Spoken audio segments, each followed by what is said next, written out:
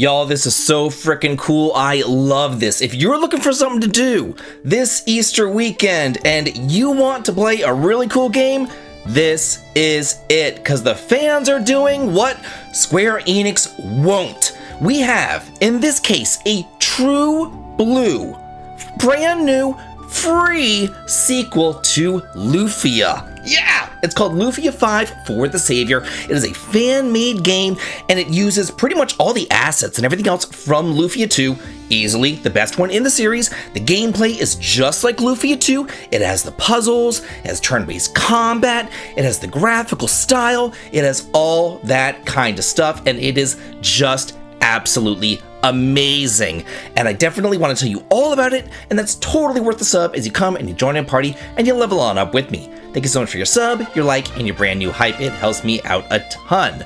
So, the Lufia series. I am a huge fan of this series. I first played it back on the SNES whenever I was a little kid. I still have my Lufia right here. There it is.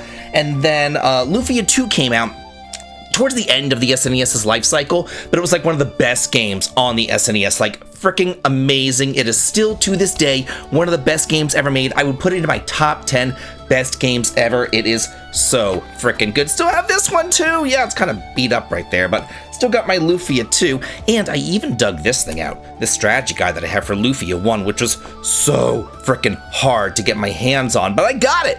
I don't have a strategy guide for Lufia 2 though, unfortunately. I think it was only released in like Germany or something, but anyway.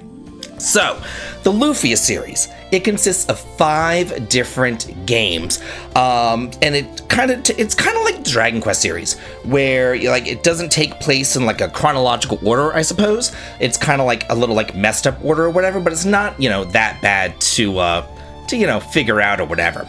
So this one, Lufia 5, it's called Lufia 5 for the Savior, and it takes place 102 years after Lufia the Legend Returns, which is the third game in the series, the one for the Game Boy Color, and thus 302 years after Lufia 2 Rise of the Sinistrals. So Lufia 2 is the first game in the series, best game in the series, and then had Lufia 1, Fortress of Doom.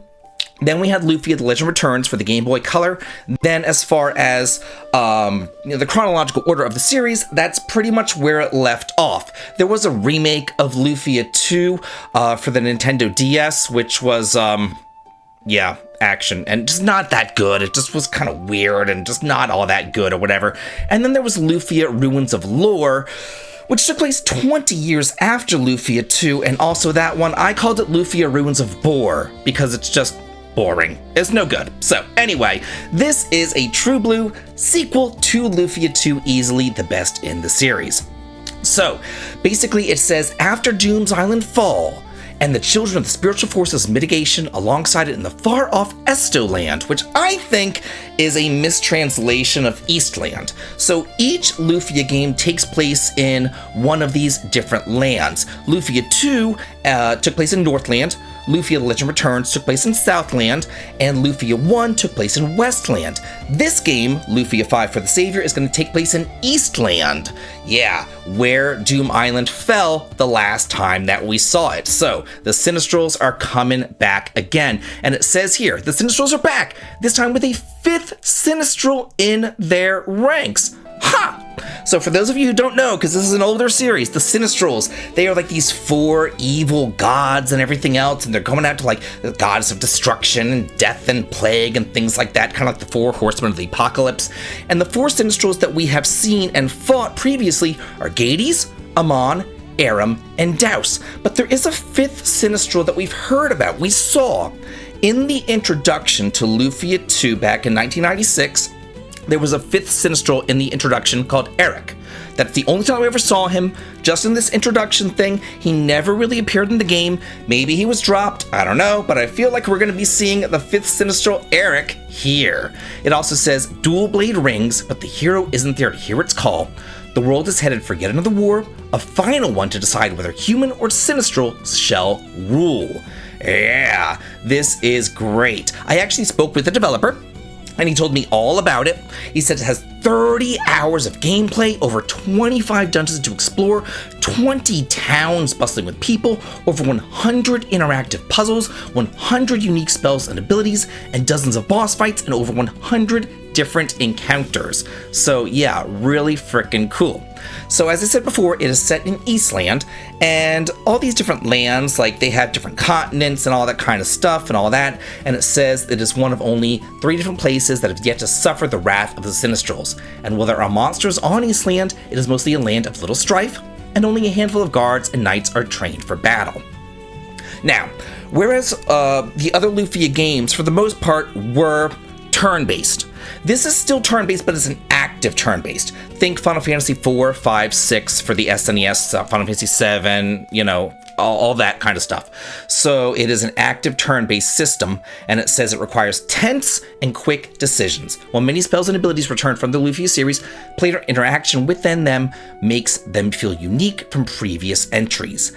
Then there is the puzzle system, that is back as well. And the sword is back, the bombs are back, all that kind of stuff. But there are even some new tools here that you can play around with, like a magnet.